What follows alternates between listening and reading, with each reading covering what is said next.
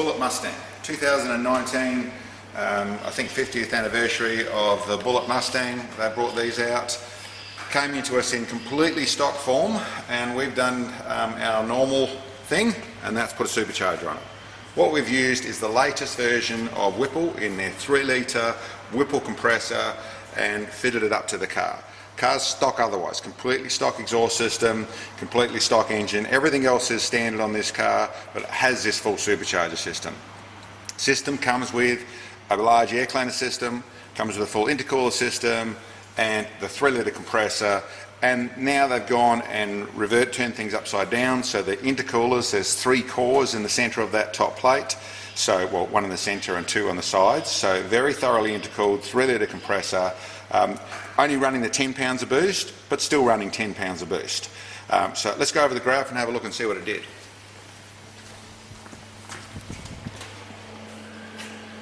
Okay, over here you see, well, a few things. First of all, there's our standard graph.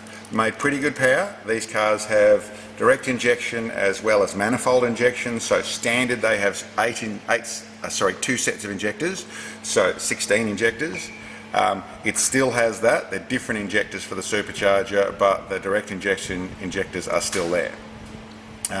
We have what it made to start off with, which is 380 horsepower at the tyres. That's up at 6,500 RPM, pulling really nicely.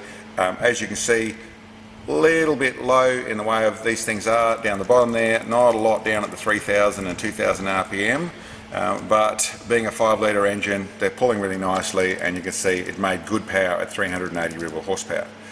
Now supercharged wise, pardon me, well, it's still a standard engine, and you can see we start from exactly the same place right down the bottom. We're into it, 1500 revs, we're starting to break away in the way of power. By the time we get to 2000 revs, we've got a decent amount more power, around the 50 horsepower more. You go up here in the middle of our curve, around the 4,500, and you can see we're over 100 horsepower increase, over 120 horsepower increase there. So really good increase. It's got a good increase in torque through there, and it just keeps pulling through. Up the top here, I went up to 6,800 RPM, or just under 7,000 RPM, and we're at 560 rear wheel horsepower. Over here at the boost graph, you'll see what's actually going on.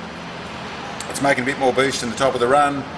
If you come back down to where we're in the mid-range, we're in at the 9 pounds of boost, and you can see the boost gradually builds in. Because it is a very big compressor, it's only spinning fairly slowly. So back down here at the 1500 revs, we're only seeing the 4 pounds of boost.